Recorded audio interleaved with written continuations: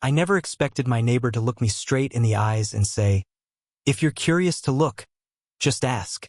The words hit me harder than I could explain. My instinct was to laugh or maybe to turn away, but instead, I froze.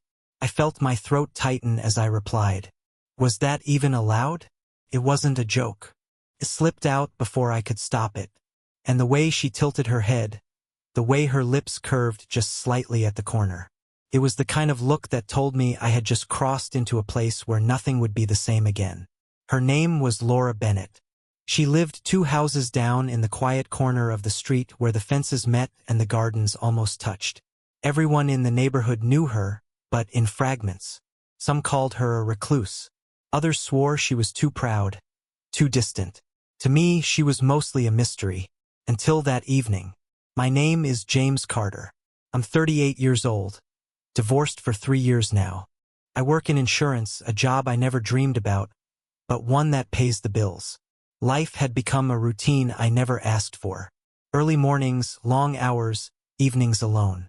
My friends used to check in, but even those calls came less often. I convinced myself I didn't need anyone. At least that's what I told myself until Laura Bennett caught me staring into her yard.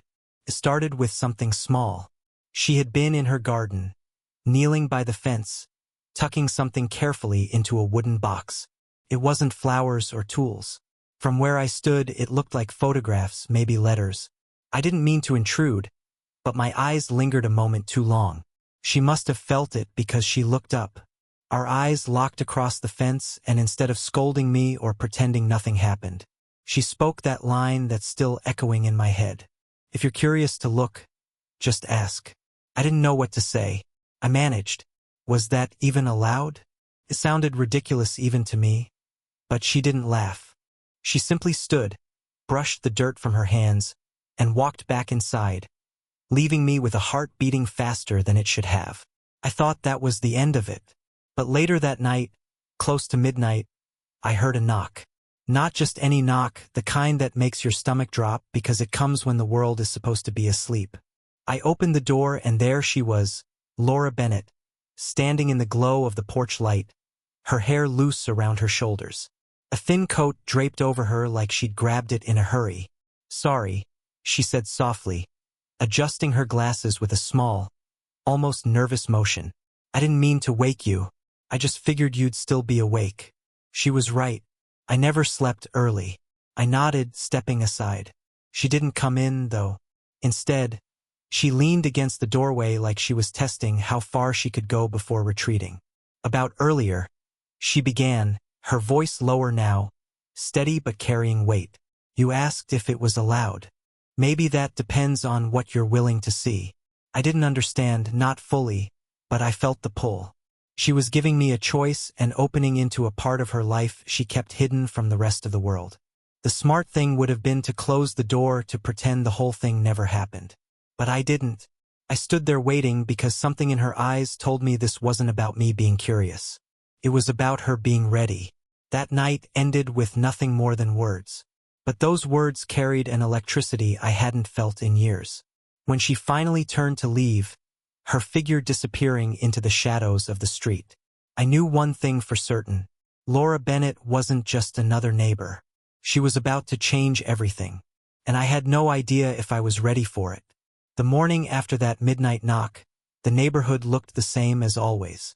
Lawns neatly trimmed, sprinklers hissing, mailboxes rattling as the carrier made his rounds. But for me, everything had shifted. I couldn't stop thinking about Laura Bennett. The words she'd spoken at my door weren't just casual remarks. They carried the weight of a secret. Later that day, I saw her outside kneeling near her flower bed, her glasses slipping down her nose as she dug into the soil with steady hands. She looked up and gave me a small nod, almost like nothing had happened. I wanted to walk over, but before I could, Henry Walsh appeared. Henry Walsh was 60, retired, the kind of neighbor who always had time for everyone else's business. He leaned on the fence beside me, following my gaze. "You've been watching her more than usual, James Carter," he said with a grin. "Careful.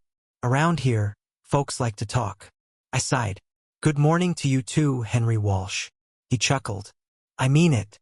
Laura Bennett's not the type people understand easily. She keeps to herself, and when people don't understand, they make up stories. I frowned. Stories like, what? He lowered his voice as though the air itself might carry his words to the wrong ears.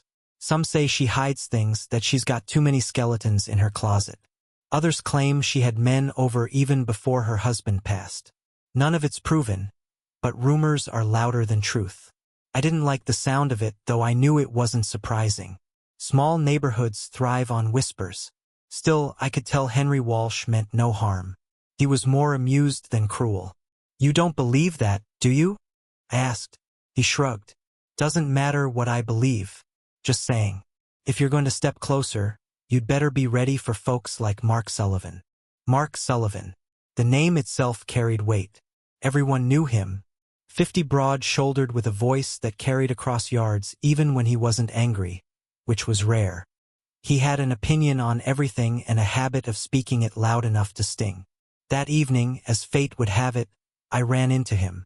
Laura Bennett and I had both gone to the corner store at the same time.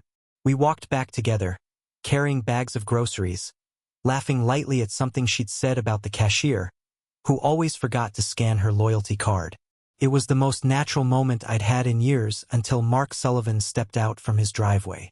Well, he said, eyeing us both. Didn't take long, huh? Power goes out once, and suddenly you're attached at the hip. Laura Bennett stiffened, her smile fading. I felt heat rise in my chest. Evening, Mark Sullivan, I said flatly, hoping to move past. But he wasn't done.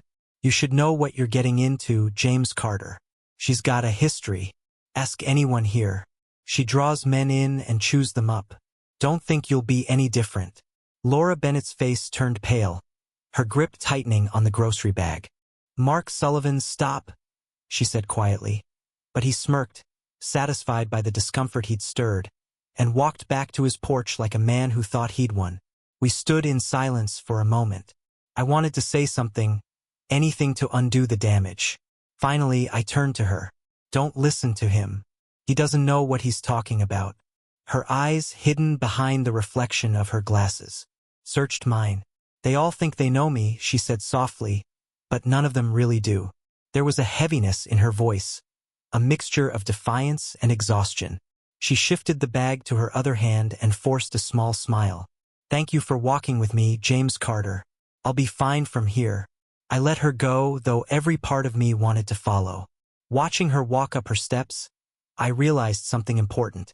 This wasn't just about curiosity anymore. This was about trust. And if I wanted Laura Bennett to trust me, I'd have to fight through more than locked doors and midnight knocks. I'd have to face the weight of an entire neighborhood's judgment. That Friday evening, I found myself pacing in my living room, staring out the window at Laura Bennett's porch. Her light was on, casting a soft glow against the fading blue of twilight. I told myself to stay inside, that showing up uninvited would make me look desperate. But something about the way she'd looked at me after Mark Sullivan's words wouldn't leave me alone. There was hurt in her eyes, yes, but also a plea. Unspoken, but real. I gave in. I walked across the quiet street, each step heavy with second viewing until I found myself standing at the foot of her porch. She was there sitting in a wicker chair, a blanket wrapped around her shoulders, a book resting unopened in her lap. When she saw me, she didn't act surprised. Instead, she adjusted her glasses as though she'd been expecting me all along. Evening, James Carter, she said softly. Evening, I replied, my voice rougher than I had intended. Mind if I sit? She gestured to the chair beside her. I sat, the wood creaking under my weight, the air between us thick with everything left unsaid. For a long moment, neither of us spoke. The sound of crickets filled the silence. Finally, I broke it. What Mark Sullivan said the other night. You know it isn't true, right? Her lips curved into something between a smile and a sigh. That depends on what you think he meant. I turned toward her, searching her face. I think he meant to hurt you, to make me doubt you. And it worked, at least for a moment. But then I realized I don't actually know your story. Not the real one. She pulled the blanket tighter. That's because people rarely want the real one. They prefer rumors. It's easier. The truth is messy. It asks for patience. Then give messy, I said, surprising myself with the urgency in my tone. I'd rather have that than keep guessing. Laura Bennett looked at me, really looked at me as though weighing whether I deserved what she might reveal. Her eyes behind those frames were tired, guarded. But there was a spark too, a need to be seen. My husband, she began slowly, was not the man everyone thinks he was. To the neighborhood, he was charming, respectable. But inside these walls, he was complicated, controlling, some nights cruel. By the time he died, most people thought I was grieving. In truth, I was just learning how to breathe again. Her words landed with the weight of something she hadn't told anyone in years. My chest tightened. I wanted to reach for her hand, but I didn't. Instead, I whispered, "I'm sorry." She shook her head. "Don't be. It's the past." But when Mark Sullivan and others talk, they think they know me because they saw the mask I had to wear. They don't see the woman I am now. Silence again, but it wasn't empty this time.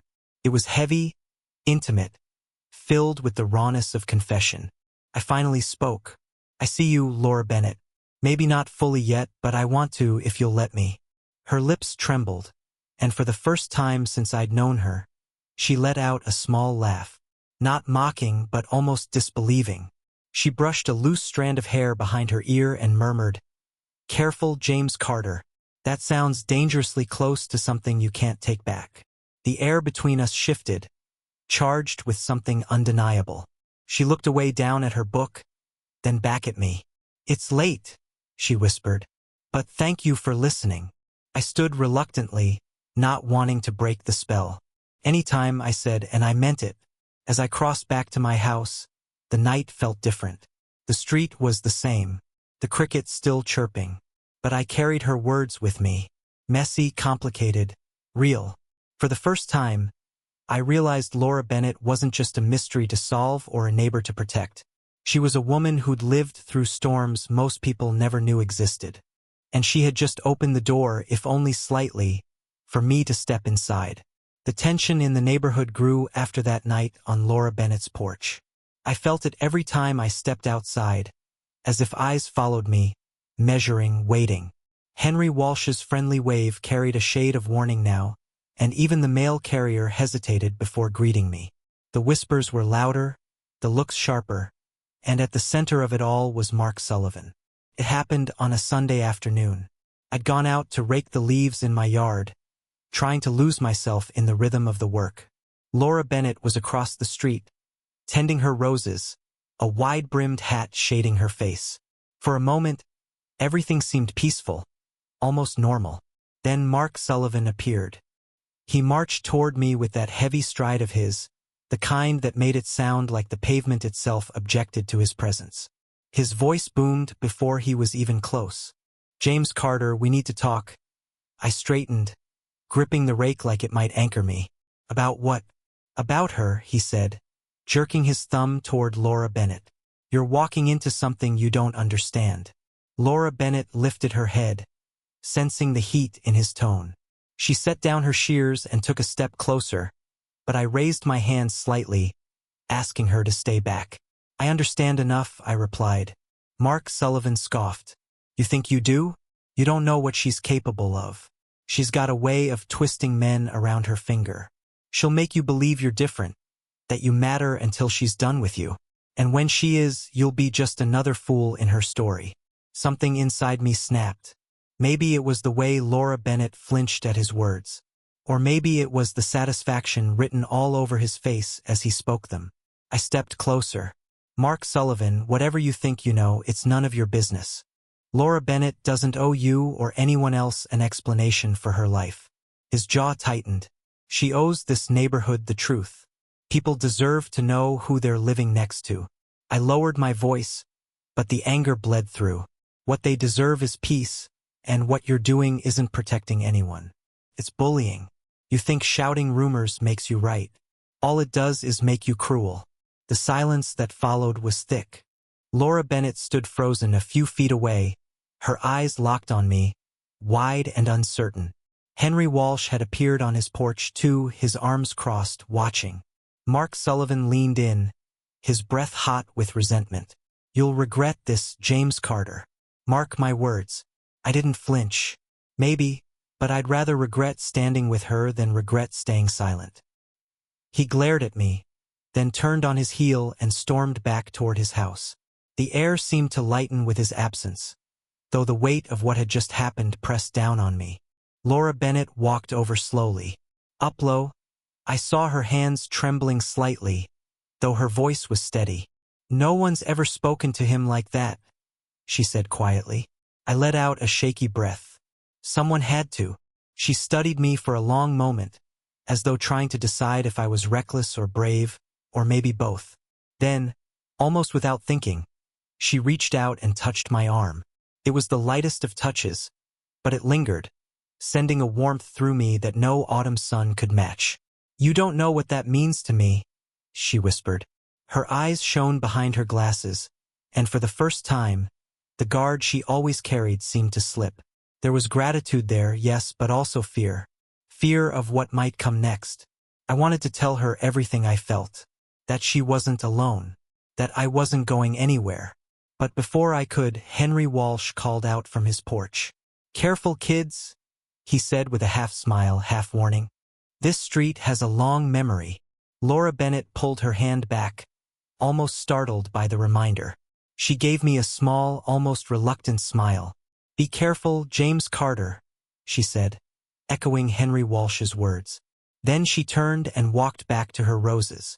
I stood there, rake in hand, heart racing, realizing that nothing about this was simple anymore. I wasn't just defending a neighbor. I was stepping into a storm, and storms have a way of leaving scars. The days after my clash with Mark Sullivan felt heavier than before. Neighbors whispered more openly now, and I caught their glances when I stepped outside. It wasn't curiosity anymore. It was judgment. Henry Walsh still waved, but even his smile had turned cautious.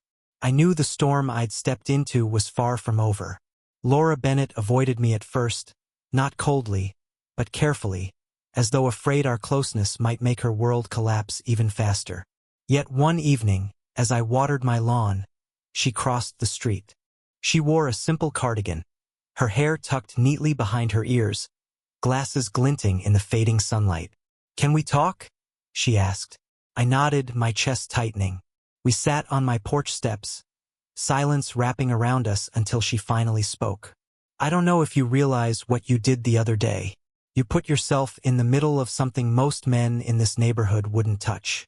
Mark Sullivan won't forget that. Neither will anyone else." I leaned forward.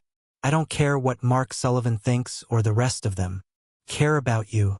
Her eyes softened, but she shook her head. "That's the problem. Caring about me comes with consequences. My life isn't easy, James Carter. People will always think what they want. And if you're beside me, you'll pay that price too." I hesitated, searching for the right words. Maybe I don't want easy. Maybe I want real. And what I see with you, it feels more real than anything I've had in years. Her lips parted like she wanted to argue, but no sound came out. Instead, she looked away, blinking hard. "You sound like a man who doesn't know how much this can hurt." "Then let me learn," I whispered. Silence again. Except this time, she didn't pull away. She let out a shaky breath and met my eyes. "You don't make things simple, James Carter." A small smile tugged at my mouth. "Neither do you." That broke the tension. She laughed softly, the kind of laugh that felt like a door opening. Days turned into weeks. Mark Sullivan tried his best to stir trouble, but the more openly he attacked, the more people began to question his motives. Henry Walsh surprisingly became an ally, gently redirecting gossip and reminding others that no one really knew what Laura Bennett had endured. Slowly, the storm began to lose its force. One crisp evening, Laura Bennett invited me over for dinner. Her house, which had always felt guarded, now seemed warmer. A single candle flickered on the table, casting light on the glasses perched low on her nose and the faint smile playing on her lips. We ate, we laughed, and when the plates were cleared, she looked at me with an expression that stole the air from my lungs. "You asked me once to give you messy," she said. "I didn't think I could. I didn't think anyone would stay if they knew the truth. But you did. You stayed. I swallowed hard. I'm not going anywhere. Her hand found mine across the table, fingers intertwining with a gentleness that felt stronger than any promise. For a long time, we sat there in silence, the candle flickering between us, the weight of months of secrecy and fear finally lifting. When I walked home that night, the neighborhood looked the same. Lawns, fences, windows glowing with the usual evening light. But inside me, everything was different. I hadn't just defended Laura Bennett. I'd found someone who taught me that love isn't about appearances or approval. It's about choosing to see someone fully even when the world refuses to. Laura Bennett once told me people only believe the rumors because the truth was too messy. But standing there feeling the warmth of her hand still lingering in mine, I realized messy was exactly what I wanted. Because in the middle of all that mess, I'd found something rare. I'd found her.